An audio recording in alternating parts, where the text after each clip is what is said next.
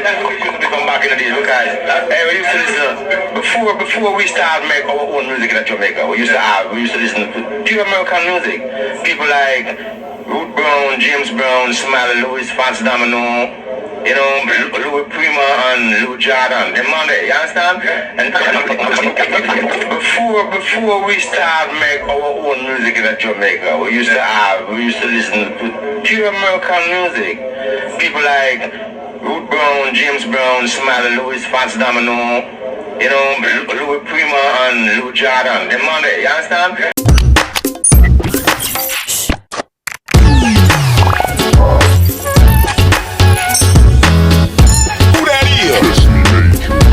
Chesley Major. Chesley Major. What's going on, everybody? Thanks for joining me.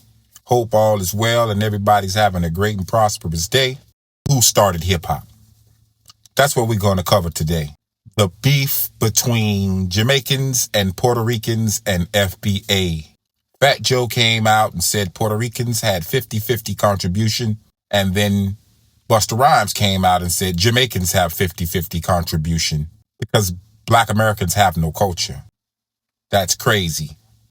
But this was a big conversation a little while back, and it was cleared up when Tariq dropped Microphone Check, and all the FBAs went out to see it, and all the old school cats showed up to speak their mind and tell the truth on who started hip-hop. So we're going to jump into that, and then I'll get back with you and we'll wrap a taste. Let's get into it. Back in 67 and came here, my mother was, learning about nursing. So used to bring Smokey Robinson records, some Motown records down, plus my father bringing records from the wharf. And that's your next foundation. So I left from Jamaica. I came up here with a heavy accent. That's I'm going back. I think I'm right. I don't know that. I come here and I try to apply reggae music to the American kids, and the heavy accent and record them couldn't understand it. Then Bob Marley, the words came along and emphasized more on his vocabulary and the words, and people start pick up on it. So when I know when Eric Clapton make I Shot the Sheriff, I know that was a reggae record. So right there now I use a lot of James Brown. A lot of bass line in it, because James Brown is like a preacher to me. James Brown is another Lynch. James Brown is another Link. Yes, I use his music and a few other, white groups like, Rare Earth, record called Get Ready, and then the Isaac Brothers, a record called Get Into Something, and then some other records that I pick out because I don't play the stuff that the radio play. I play stuff that it should be playing. And while you come to my dance, I hear records that nobody else have. So I can scratch out the name of the records. My woman to scratch out the name of the record, so everybody else don't have it. Yeah. That's what we used to be from back in the days because we used to listen before we started make our own music in Jamaica. We used to listen to pure American music. People like Ruth Brown, James Brown, Smiley Lewis, Fancy Domino, Louis Prima and Lou Jordan, them on there, you understand? And then it's like when the ska come about, so we started listening to the ska until it come over to rocksteady, until it come over to reggae, so it's like, it's like basically the same thing, you know what I mean? After the documentary, the guy from Tokyo magazine, Adam, they make the documentary very informative, and you on it, man. Crew were playing out. There were several sound systems. No. The sound systems, the Jamaican sound systems were very prevalent in the tri-state area. Were you aware of those crews? And did they play with you in all of the clubs? No, never. So African Love, Downbeat, but never was in the in a space that they was at. Or no. No way. No shape, form, or fashion. Okay. I can tell you for a sound system is on the US side. That the Smith Brothers, respect them. Soul Brothers from out of Brooklyn, Japan, Nell Gwynn, respect them. That's what I'm talking about. I don't know if a Jamaican crew, but I know the Soul Brothers played Nell Gwynn at 42nd Street. Okay. And you have brothers like Plummer, LaBoya, Flowers, and the Disco Twins. And them boys was really into technology, big, heavy sound. With me, I was just a guy who liked to hear my sound good, clear for my audience. I was not a fanatic engineer or that. I'm basically power, mid-range, and high. These guys are going to try it. And at some point, the Latino involvement in hip-hop question came up, and that became a big, you know what I mean, explosion of controversy.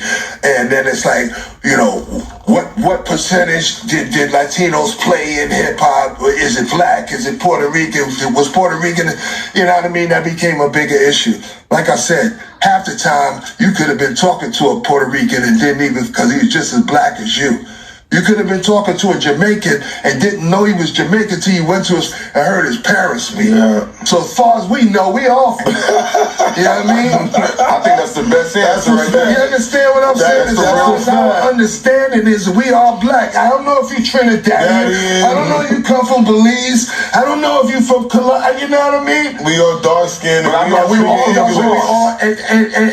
And if you look at who adapted to the natural culture that was going on, who adapted to what? Now, you got blacks and Puerto Ricans all living together. You got Jamaicans, you got, you know, Italians, all right. But predominantly blacks and Puerto Ricans living together, right? Now, go to a hip-hop jam, right? How many Puerto Ricans you gonna see in there? How many was in there? You A lot. A lot of Puerto Ricans. Go to a Puerto Rican jam. Go to a salsa jam or something like that. Was niggas How in many there? black people are you gonna see Were in they in there? None. So who adapted to whose culture? Gotcha. You understand what I'm saying? Definitely. There's some things that we all do, and there's some things that just y'all do. You know what I mean? And I'm not saying them specifically, but there's something that y'all and everybody don't gravitate. I mean, now, come on, I got 2 Puerto Rican kids. I mean, I dance outside. I do all that. But you like the Puerto Rican way. You like the Puerto Rican way. I don't have a problem with Puerto Rican, nothing. I never had. You know what I mean? We grew up the way I grew up, you know what I mean? It's all good. She look good. She look good. You know what I'm saying? But yeah, I mean, we share the culture, and a lot of times we're not even realizing that we're sharing it with, you know, people of different, you know, cultures, because everybody trying to be cool, everybody trying to be the same.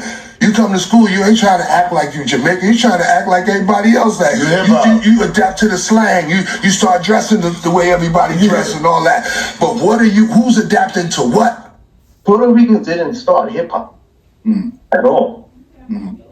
My African American brothers created hip hop. Black Americans, we're gatekeeping hip hop because we started hip hop. We have the right to say that the culture was started by us, Black Americans. It was started in the heart of the ghetto. It was started from our pain.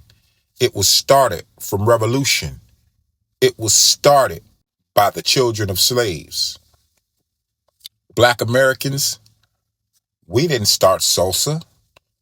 We didn't start merengue, but we did start hip-hop music.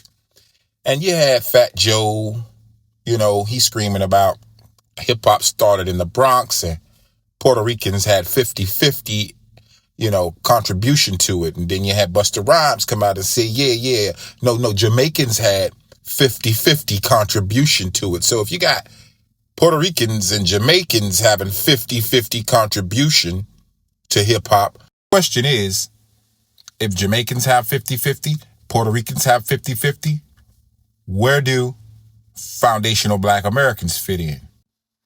But I wanted to clear this up because I didn't only want FBAs to be speaking on it. I wanted Jamaicans to have their say.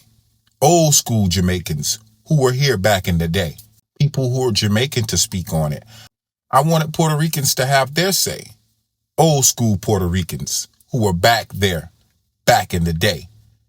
And also, of course, old school FBA who started it all. This beautiful Black, rich culture that foundational Black Americans have built, we belong to it. We have the right to gatekeep it. It belongs to us. We might not own all of the outlets.